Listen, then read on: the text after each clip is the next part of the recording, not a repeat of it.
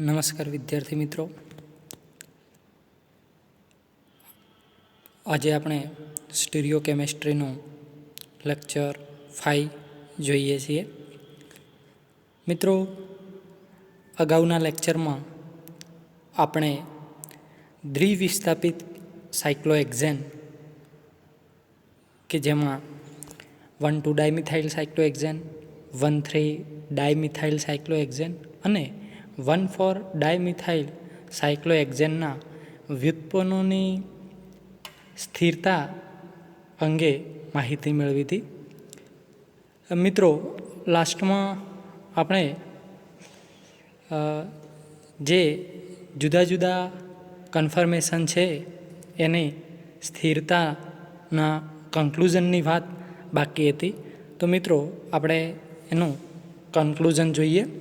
તો મિત્રો, અહીંયા આગળ સમઘટકનો પ્રકાર એટલે કે એ સીસ સ્વરૂપ છે કે ટ્રાન્સ સ્વરૂપ છે. બે પ્રકાર છે સમઘટકના, સીસ અને ટ્રાન્સ. અને વિસ્થાપનનો પ્રકાર એટલે કે એની અંદર કયા પ્રકારનું વિસ્થાપન થાય છે, તો કે 1,2 ડાયમિથાઇલ સાયક્લોહેક્ઝેન બે મિથાઇલ ગ્રુપ વડે બે હાઇડ્રોજનનું બે નજીકના કાર્બન ઉપર વિસ્થાપન થતું હોય તો એ બનશે 1,2 ડાયમિથાઇલ સાયક્લોહેક્ઝેન. 1 અને 3 ઉપર થતું હોય તો એ થશે 1,3 ડાયમિથાઇલ સાયક્લોહેક્ઝેન. અને 1 અને 4 ઉપર વિસ્થાપન થતું હોય તો એ થશે 1,4 ડાયમિથાઇલ સાયક્લોહેક્ઝેન. હવે અહીં આગળ જે મેં કોષ્ટક દર્શાવેલું છે એ કોષ્ટકની અંદર જે આપણે અગાઉના લેક્ચરમાં દ્વિવિસ્થાપિત માટે ભણી ગયા એનો આખો સાર છે.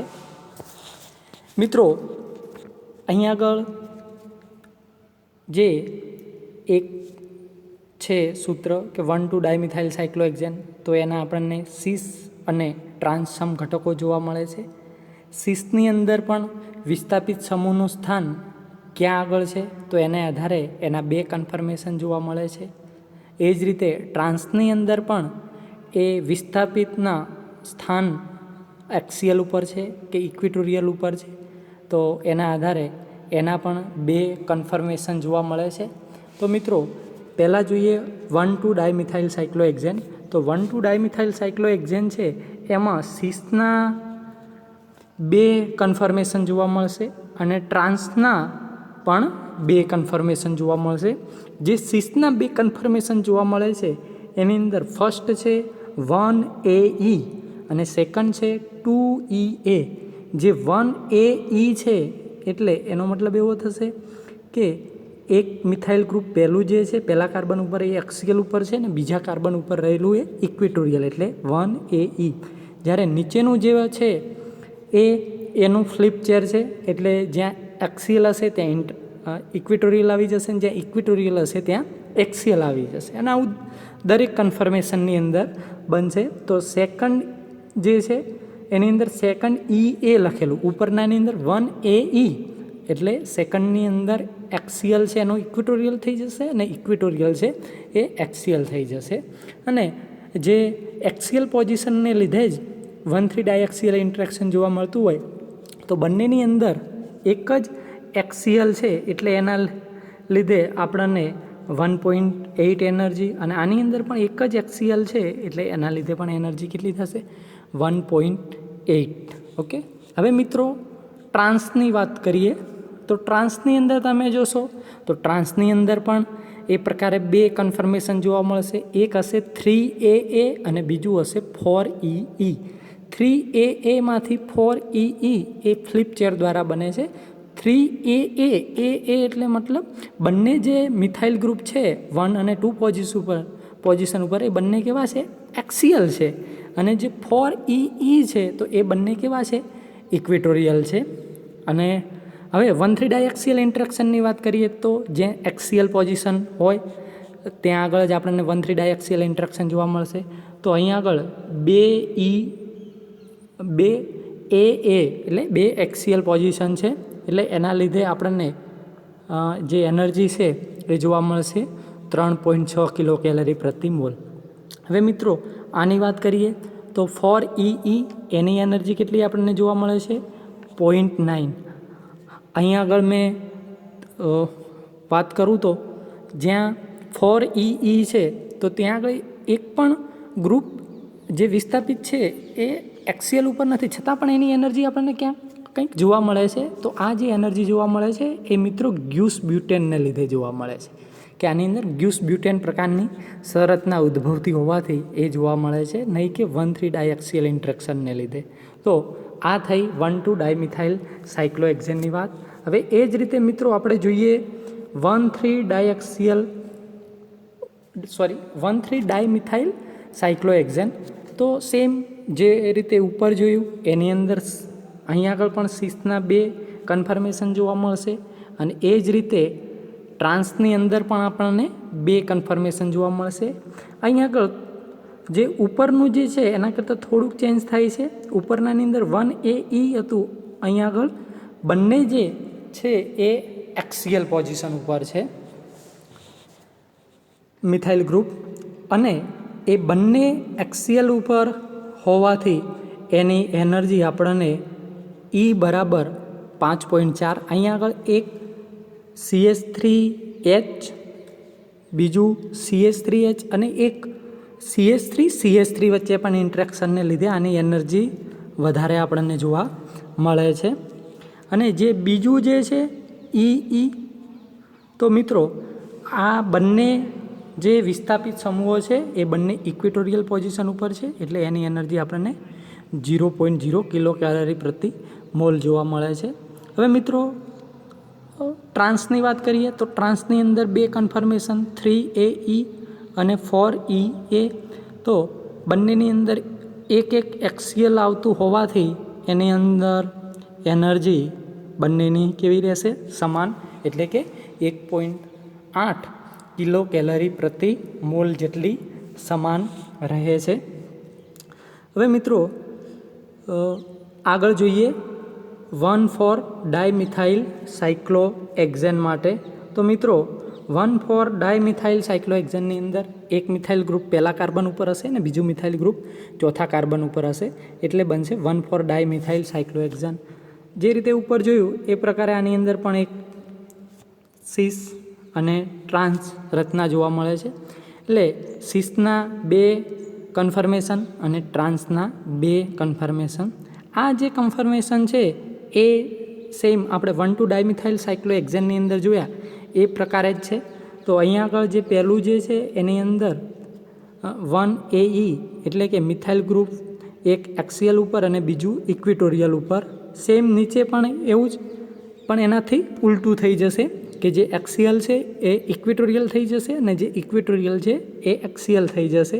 એટલે ટૂંકમાં કહેવું હોય તો બંનેની અંદર એક એક્સિયલ પોઝિશન છે, જેના લીધે બંનેની સમાન એનર્જી રહેશે. કેટલી રહેશે તો કે 1.8 કિલો કેલરી પ્રતિ મોલ.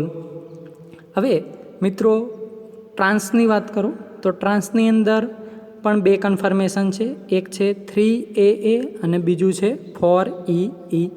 અહીં આગળ 3AAની અંદર બંને એક્સિયલ ઉપર હોવાથી 1,3 ડાયએક્સિયલ ઇન્ટ્રેક્શન જોવા મળશે, એટલે એના લીધે એનર્જી થશે એની E બરાબર 3.6 કિલો કેલરી પ્રતિ મોલ. જ્યારે ચોથાની અંદર બંને ઇક્વેટોરિયલની અંદર હોવાથી અહીં આગળ એની એનર્જી રહેશે E બરાબર 0.0. તો મિત્રો આ આપણે દરેકની એનર્જીની વાત કરી. હવે મિત્રો અહીં આગળ મેં સર્કલ કરેલું છે કે જે 1,2 ડાયમિથાઇલ સાયક્લોહેક્ઝેન છે તો એની અંદર એનું જે ટ્રાન્સનું જે ચોથું છે 4EE એ સ્ટ્રક્ચરની ઉર્જા 4 કરતાં સૌથી ઓછી હોવાથી એ સૌથી વધારે સ્થાયી બને છે. એ જ રીતે 1,3 ડાયમિથાઇલ સાયક્લોહેક્ઝેન તો એની અંદર જે 2EE છે તો એની એનર્જી સૌથી ઓછી, એટલે કે 0.0. તો એ 1,3 ડાયમિથાઇલ સાયક્લોહેક્ઝેનમાં આ જે 2EE છે એ સૌથી વધારે સ્ટેબલ બને છે. અને મિત્રો 1,4 ડાયમિથાઇલ સાયક્લોહેક્ઝેન છે તો એની અંદર જે 4E છે તો એની એનર્જી ચારેયમાંથી સૌથી ઓછી એટલે કે 0.0 કિલો કેલરી પ્રતિ મોલ જેટલી જોવા મળે છે. એટલે આની અંદર જે 4E છે એ વધારે સ્ટેબલ થશે.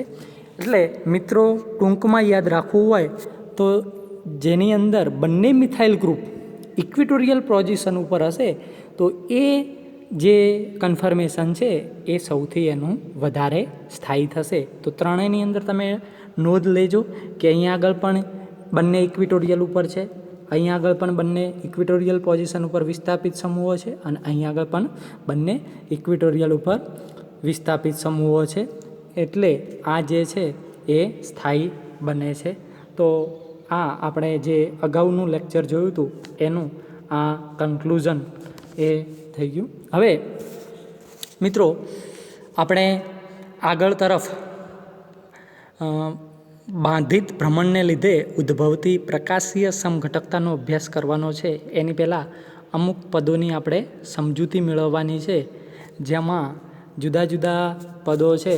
તો એની અંદર એક છે પ્રકાશ ક્રિયાશીલ સંયોજન કોને કહીશું, પ્રકાશ ક્રિયાશીલતા કોને કહીશું, અસમ કાર્બન પરમાણુ કોને કહીશું, કિરાલિટી કોને કહીશું, મ્યુટા રોટેશન કોને કહીશું, ઇનેન્સિયોમર્સ કોને કહીશું, ડાયાસ્ટીરિયોમર્સ કોને કહીશું, ઇનેન્સિયોમર્સનું અલગીકરણ અને સમમિતિ તત્વો. ઓકે, તો જે આપણે હવે પછીની થિયરી ભણવાની છે એ માટે આ અમુક પદોનો ખ્યાલ મેળવવો આપણા માટે જરૂરી છે. અને જે તમે ક્યાંક ને ક્યાંક અગાઉ ભણી ચૂક્યા છીએ એટલે આપણે અત્યારે એને ડેફિનેશન પૂરતા ધ્યાનમાં લઈએ. તો મિત્રો પ્રકાશ ક્રિયાશીલ સંયોજન કોને કહેવાશે? તો મિત્રો જે સંયોજનો ધ્રુવીભૂત પ્રકાશના સમતલનું ઘડિયાળના કાંટાની દિશામાં કે ઘડિયાળના કાંટાની વિરુદ્ધ દિશામાં ભ્રમણ કરે તો તેવા જે સંયોજનો છે એને પ્રકાશ ક્રિયાશીલ સંયોજનો કહે છે. મિત્રો ક્યાંક ને ક્યાંક તમે એની આકૃતિ પણ જોઈ હશે કે પોલારીમીટર સાધનની અંદર જ્યારે કોઈ પણ કમ્પાઉન્ડ હોય એને મૂકવામાં આવે છે ત્યારે એ જે પ્રકારે એની પ્રકાશ ક્રિયાશીલતાની પ્રકૃતિ છે એને આધારે જે એનો ગુણધર્મ છે એને આધારે એ કાં તો ઘડિયાળના કાંટાની દિશામાં એનું ભ્રમણ થાય અથવા ઘડિયાળના કાંટાની વિરુદ્ધ દિશામાં એ ભ્રમણ પામતો હોય છે. એટલે એ ધ્રુવીભૂત પ્રકાશનું આ રીતે ક્લોકવાઇઝ યા એન્ટી ક્લોકવાઇઝ ભ્રમણ કરતું હોય છે. એટલે પ્રકાશ ક્રિયાશીલ સંયોજનો કોને કહીશું? તો કે જે સંયોજનો ધ્રુવીભૂત પ્રકાશના સમતલનું ઘડિયાળના કાંટાની દિશામાં કે ઘડિયાળના કાંટાની વિરુદ્ધ દિશામાં ભ્રમણ કરે તેવા સંયોજનોને પ્રકાશ ક્રિયાશીલ સંયોજનો તરીકે ઓળખવામાં આવે છે. અને એવી જ ડેફિનેશન પ્રકાશ ક્રિયાશીલતાની છે તો કે જે પ્રકાશ ક્રિયાશીલ સંયોજનોનો જે ગુણધર્મ ધરાવે છે એને પ્રકાશ ક્રિયાશીલતા તરીકે ઓળખવામાં આવે છે, ઓપ્ટિકલ એક્ટિવિટી. એટલે કે જે સંયોજનો તલ ધ્રુવીભૂત પ્રકાશના સમતલનું ઘડિયાળના કાંટાની દિશામાં કે ઘડિયાળના કાંટાની વિરુદ્ધ દિશામાં ભ્રમણ કરે તો તેવા સંયોજનોને પ્રકાશ ક્રિયાશીલ સંયોજનો અને આ ગુણધર્મને પ્રકાશ ક્રિયાશીલતા તરીકે ઓળખવામાં આવે છે. તો મિત્રો આ પ્રકાશ ક્રિયાશીલ સંયોજનો અને પ્રકાશ ક્રિયાશીલતાની જે વ્યાખ્યા છે એ બંને એકબીજાની અંદર સમાયેલી જ છે. હવે ત્રીજો જે પદ છે એ છે અસમ કાર્બન પરમાણુ, એસિમેટ્રિક કાર્બન એટમ અથવા એને કિરાલ કાર્બન પરમાણુ તરીકે પણ ઓળખવામાં આવે છે. તો કે જે કાર્બન પરમાણુ સાથે જોડાયેલા સમૂહ અથવા પરમાણુઓ છે એ ચારે જુદા જુદા હોય તો તેવા કાર્બનને આપણે અસમ કાર્બન પરમાણુ તરીકે ઓળખીએ છીએ. દાખલા તરીકે ફોર એક્ઝામ્પલ અહીંયા આગળ F છે, Cl છે, Br છે અને H છે. તો અહીંયા આગળ આ જે કાર્બન છે એ કાર્બનને આપણે કિરાલ કાર્બન તરીકે ઓળખીશું. શા માટે? કારણ કે આ કાર્બન સાથે જોડાયેલા ચારે ચાર જે સમૂહ અથવા પરમાણુ છે એ જુદા જુદા છે. આપણે એક આના પછી એક્ઝામ્પલ પણ જોઈશું જેમાં તમે અસમ કાર્બનને આસાનીથી ઓળખી શકશો. તો આ થઈ મિત્રો અસમ કાર્બન પરમાણુની વાત. અને અસમ કાર્બનની હાજરીને કારણે જ કિરાલિટી ઉદ્ભવે છે, કારણ કે પ્રકાશ ક્રિયાશીલતા કાર્બનિક સંયોજનોમાં એક અગત્યનો ગુણધર્મ છે અને એના માટેનું સૌથી મહત્ત્વનું કારણ જે છે એ અસમ કાર્બનની હાજરીને માનવામાં આવે છે. તો આપણે હવે જોઈએ કિરાલિટી. તો મિત્રો કિરાલિટી એટલે શું? તો કે જે અણુને તેના અરીસામાંના પ્રતિબિંબ ઉપર અધ્યારોપિત ન કરી શકાય તો તેઓ કિરાલિટીનો ગુણધર્મ ધરાવે છે તેવું કહેવાય. દાખલા તરીકે હું સિમ્પલ ઉદાહરણ આપું કે કોને કિરાલિટી તરીકે આપણે ગણીશું અને કોને કિરાલિટી તરીકે નહીં. કે ફોર એક્ઝામ્પલ આ ઓ છે. હવે એનું આપણે પ્રતિબિંબ જોવા જઈએ તો આ પ્રકારે થશે ઓ. અને એ જ રીતે દાખલા તરીકે આ પી છે, એનું ઉદાહરણ જોવા જઈએ તો એનું પ્રતિબિંબ જોવા જઈએ તો આ પ્રકારે. અહીં આગળ તમે મિત્રો જોશો કે આ જે છે ઓ છે એ આના પ્રતિબિંબ ઉપર અધ્યારોપિત થઈ જાય છે, જ્યારે આ જે છે એ આના પ્રતિબિંબ ઉપર અધ્યારોપિત થતું નથી. એટલે કે આ ઓ જે છે આને હું આના ઉપર અધ્યારોપિત કરું તો એટલી જ સાઇઝમાં આવી જશે, જ્યારે આ પી છે એને હું આના ઉપર અધ્યારોપિત કરું તો એની રચના કંઈક આપણને આવી જોવા મળશે, એટલે એ અધ્યારોપિત થશે નહીં. એટલે આ કિરાલિટીનો ગુણધર્મ ધરાવતું નથી, જ્યારે આ જે છે એ કિરાલિટીનો ગુણધર્મ ધરાવે છે. એટલે શું કે જે અણુને તેના અરીસામાંના પ્રતિબિંબ ઉપર અધ્યારોપિત ના કરી શકાય તેવો કિરાલિટીનો ગુણધર્મ ધરાવે છે.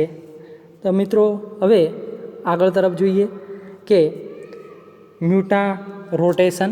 તો કે જ્યારે કોઈ પદાર્થનું દ્રાવણ બનાવવામાં આવે અને જો આ દ્રાવણને રાખી મૂકતા તેના વિશિષ્ટ પરિભ્રમણનું મૂલ્ય બદલાઈ થોડા સમય બાદ ચોક્કસ સ્થિર મૂલ્ય ધારણ કરે તો આ ગુણધર્મને મ્યુટા રોટેશન તરીકે ઓળખવામાં આવે છે. તમે અગાઉના ધોરણમાં ક્યાંક ને ક્યાંક ગ્લુકોઝનું મ્યુટા રોટેશન ભણી ગયા હશો. એટલે કે ગ્લુકોઝ જે છે એનું દ્રાવણ, જલીય દ્રાવણ જે છે એ મ્યુટા રોટેશનનો ગુણધર્મ ધરાવે છે. ફરીથી વ્યાખ્યા રિપીટ કરું છું કે જ્યારે કોઈ પદાર્થનું દ્રાવણ બનાવવામાં આવે અને જો આ દ્રાવણને થોડો સમય માટે રાખી મૂકતા તેના વિશિષ્ટ ભ્રમણનું મૂલ્ય બદલાય થોડા સમય બાદ કોઈ ચોક્કસ મૂલ્ય ઉપર સ્થિર મૂલ્ય ધારણ કરે તો આ ગુણધર્મને મ્યુટા રોટેશન તરીકે ઓળખવામાં આવે છે. હવે મિત્રો આગળ જોઈએ ઇનેન્શિયોમર્સ અને ડાયાસ્ટીરિયોમર્સ. તો મિત્રો ઇનેન્શિયોમર્સ કોને કહેવાશે અને ડાયાસ્ટીરિયોમર્સ કોને કહેવાશે? તો ઇનેન્શિયોમર્સ એટલે જે પ્રકાશીય સમઘટકો એકબીજાના અરીસામાં પ્રતિબિંબ હોય પણ એકબીજા ઉપર અધ્યારોપિત ન કરી શકાતા હોય તો તેમને ઇનેન્શિયોમર્સ તરીકે ઓળખવામાં આવે છે. એટલે કે એકબીજાના પ્રતિબિંબી હોય પરંતુ એકબીજા ઉપર અધ્યારોપિત ન થઈ શકતા હોય તો એને ઇનેન્શિયોમર્સ તરીકે ઓળખવામાં આવે છે.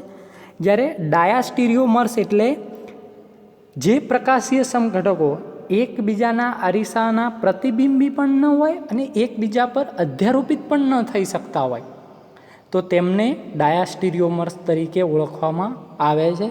એટલે બંને એકબીજાની રીતે કઈ રીતે અલગ પડે છે કે જે ઇનેન્શિયોમર્સ છે એ અરીસાના પ્રતિબિંબ છે, જ્યારે ડાયાસ્ટીરિયોમર્સ છે એ અરીસામાંના પ્રતિબિંબ નથી.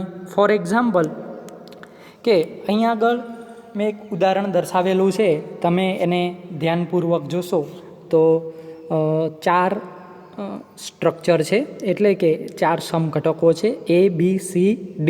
અહીં આગળ મેં અગાઉ કહ્યું હતું કે કિરાલ કાર્બનને તમારે ઓળખવો હોય તો તમે સહેલાઈથી ઓળખી શકો કે જે અહીં આગળ જે છે એ આ એક કિરાલ કાર્બન થશે, કારણ કે આની સાથે જોડાયેલ 4 ગ્રુપ અલગ અલગ છે. આ અલગ છે, આ પણ અલગ છે, આ પણ અલગ છે અને એક આખું આ ગ્રુપ થશે. એટલે આ ચારે ચાર અલગ થશે. જ્યારે આ કાર્બનની વાત, બીજા નંબરના કાર્બનની વાત કરતા હોઈએ તો એની અંદર પણ એક આ ગ્રુપ છે, એક આ છે, એક આ છે અને એક થશે આ આખું ગ્રુપ થશે. તો આ રીતે ચારે ચાર ગ્રુપ અલગ થશે. એટલે કે આ જે સંયોજન છે એની અંદર 2 કિરાલ કાર્બન જોવા મળે છે. હવે તમે ધ્યાનપૂર્વક જોશો તો સ્ટ્રક્ચર જે એ અને બી છે એ એકબીજાના પ્રતિબિંબ છે. અહીંયા આગળ CH3 તો અહીંયા આગળ CH3, H તો H, OH, OH, H, HCl, Cl, CH3, CH3. તો તમે ધ્યાનપૂર્વક જોશો તો એ અને બી એકબીજાના પ્રતિબિંબ છે. જે રીતે આપણે અરીસો વચ્ચે મૂકી અને એની જે મિરર ઇમેજ જોતા હોય એ પ્રકારે આપણને જોવા મળે છે. સેમ એવું જ આપણને સી અને જે ડી છે તો એ સ્ટ્રક્ચર પણ તમે ધ્યાનપૂર્વક જોશો તો એ બંને પણ એકબીજાના કેવા છે? મિરર ઇમેજ છે, અરીસાના પ્રતિબિંબ છે. તો હવે આપણે અગાઉ શું જોયું હતું કે ઇનેન્શિયોમર્સ કોને કહીશું? કે જે પ્રકાશીય સમઘટકો એકબીજાના અરીસામાં પ્રતિબિંબ હોય પરંતુ એકબીજા ઉપર અધ્યારોપિત ન કરી શકાતા હોય. તો આ જે એ અને બી છે તથા સી અને ડી છે તો એ બંને આ જે છે આનું પ્રતિબિંબ છે, આ જે છે એ આનું પ્રતિબિંબ છે, પરંતુ આ આના ઉપર અધ્યારોપિત થશે નહીં. એ જ રીતે આ પણ આના ઉપર અધ્યારોપિત થશે નહીં. એટલે એ અને બી જે જોડ છે એ એકબીજાના ઇનેન્શિયોમર્સ છે, સી અને ડી છે એ પણ એકબીજાના ઇનેન્શિયોમર્સ કહેવાશે. હવે મિત્રો ડાયાસ્ટીરિયોમર્સની વાત કરીએ તો ડાયાસ્ટીરિયોમર્સની અંદર તમે જુઓ તો કે એ અને સી, એ અને સી, એ અને ડી તો કે એ અને ડી, આ બંને તમે જોશો તો એકબીજાના એ અને સી છે એ એકબીજાના અરીસાના પ્રતિબિંબ નથી. એ જ રીતે એ અને ડી તમે ધ્યાનપૂર્વક જોશો તો એ પણ એકબીજાના અરીસાના પ્રતિબિંબ નથી. તો એને આપણે શાના તરીકે ઓળખીશું? ડાયાસ્ટીરિયોમર્સ. અને ઓલરેડી એ બંને એકબીજા ઉપર અધ્યારોપિત તો કરી શકાતા જ નથી. એ જ રીતે જે બી અને સી છે અને એ જ રીતે બી અને ડી છે તો એ પણ એકબીજાના અરીસાના પ્રતિબિંબ નથી અને એકબીજા ઉપર અધ્યારોપિત પણ નહીં કરી શકાય. તો આને આપણે ડાયાસ્ટીરિયોમર્સ તરીકે ઓળખીએ છીએ. તો મિત્રો આપણે આ ઇનેન્શિયોમર્સ અને ડાયાસ્ટીરિયોમર્સ જે છે એ સમઘટકોની વાત કરી. હવે મિત્રો જોઈએ ઇનેન્શિયોમર્સનું અલગીકરણ. તો કે જ્યારે રેસેમિક મિશ્રણમાંથી બંને ઇનેન્શિયોમરને અલગ કરવામાં આવે તો તે પદ્ધતિ છે એને ઇનેન્શિયોમર્સનું અલગીકરણ કહેવામાં આવે છે. મિત્રો એક શબ્દ છે રેસેમિક મિશ્રણ. રેસેમિક મિશ્રણ એટલે કે બંને જે સમઘટકો છે ઇનેન્શિયોમર્સના બંને સમઘટકોનું 50-50% મિશ્રણ જે હોય તો એને કહેવામાં આવે છે ઇનેન્શિયોમર્સ. એટલે કે ડી અને એલનું 50-50% જે મિશ્રણ હોય તો એને ઇનેન્શિયોમર્સ તરીકે ઓળખવામાં એને રેસેમિક મિશ્રણ તરીકે ઓળખવામાં આવે છે. અને આ બંનેનું જે રેસેમિક મિશ્રણ છે એ એમાંથી બંને ઇનેન્શિયોમરને અલગ કરવામાં આવે તો તે પદ્ધતિને ઇનેન્શિયોમર્સનું અલગીકરણ કહેવામાં આવે છે. હવે મિત્રો લાસ્ટ જે છે એ સમમિતિ તત્વો. તો મિત્રો સમમિતિ તત્વો નો અભ્યાસ તમે પેપર 4ની અંદર જે પહેલું ચેપ્ટર છે સિમેટ્રી એની અંદર તમે ડિટેલમાં અભ્યાસ કરશો કે કેટલા સમમિતિ તત્વો, આમ તો ટોટલ 5 સમમિતિ તત્વો છે પણ અહીં આગળ તમારી સમજૂતી માટે 3 જેનો આપણે અહીં આગળ ઉપયોગ થાય છે તો એવા 3 સમમિતિ તત્વો છે કે ત્રણે જે સમમિતિ તત્વો છે એક પ્રકારનું અહીં આગળ પ્રકાશીય સમઘટકો માટે એક કન્ડિશન રૂપ છે. તો સમમિતિ તલ, સમમિતિ કેન્દ્ર અને અયોગ્ય ભ્રમણઅક્ષ.